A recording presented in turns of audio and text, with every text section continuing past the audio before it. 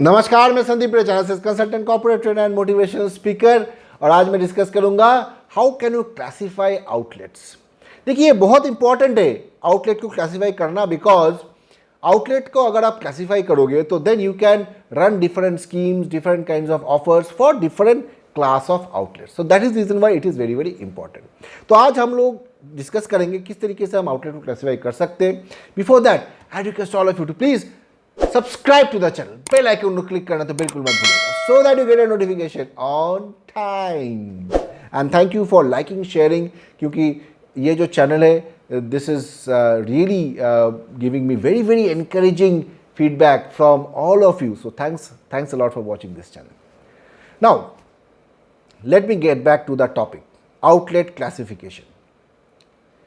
मैं दो तरीके से इसको डिस्कस करूंगा। एक तो जब आपका बिजनेस ऑलरेडी चल रहा है, I will start from there.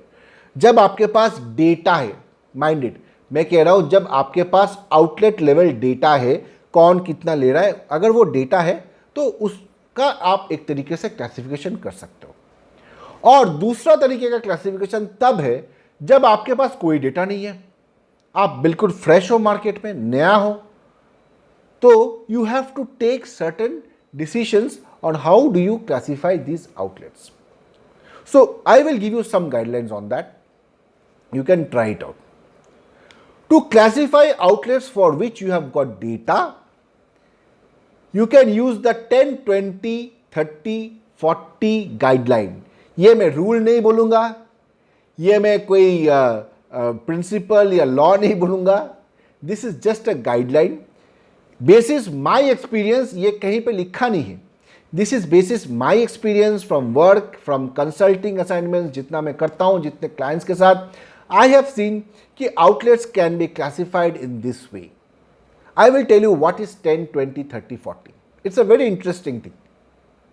अगर आप देखोगे आपका डेटा उठा के, तो top 10% of the outlets actually contribute to 40 40% of the sales, might be in value or volume, whatever. So 40%, and they are called the A class outlets. Next 20% contributes to 30% of the sale, and they are called the B class outlets. Next 30% of the outlets which contribute to 20% of the sale are C class, and the rest 40%, 10% contribution, and they are called D class. तो यहां पे एक बड़ा मजेदार चीज क्या हो रहा है, आप देखो, आउटलेट का कॉलम में 10, 20, 30, 40 आ रहा है, फिर कंट्रीब्यूशन का कॉलम में उल्टा आ रहा है, ऊपर से 40, 30, 20, 10, है ना, मजेदार। तो यही मैंने देखा है, ऑलमोस्ट इसी तरीके का डेटा ज्यादातर कंपनी में आते। Might be your company basis the category and all, it can differ, but more और less I have seen this kind of a trend. तो इसीलिए मैंने इसको नाम दिया है 10, 20, 30, 40 guideline. It is easy to remember and to apply. Now what happens when you don't have the data, don't have the sale data of outlets, क्योंकि ये जो हमने क्लासिफिकेशन किया ये तो हिस्टोरिकल डेटा के ऊपर किया है। पास्ट 6 मंथ्स या 1 ईयर का आपके पास डेटा होगा तो ये आप ये क्लासिफिकेशन कर सकते हो। आप नए हो, स्टार्टअप हो, मार्केट में अभी अभी गए हो, तो आपके पास कोई डेटा नहीं है, आप कैसे आउटलेट को क्लासिफाई करोगे? I will tell you how. Again this is basis my experience. ये कोई थंब रूल नहीं है, ये कोई लॉ नहीं है, ये कोई प्रिंसिपल नहीं है, but I have seen this kind of classification working, तो ये मैं आपके साथ शेयर कर रहा हूं। देखिए, ए क्लास आउटलेट्स जो है वो 3 प्रकार के हमने डिफाइन कर दिया। क्योंकि आपके पास डेटा नहीं है, you can only look at the outlet and find out, और look at the outlet and guess कि ये इस टाइप का क्लासिफिकेशन में आएगा। तो क्या है वो?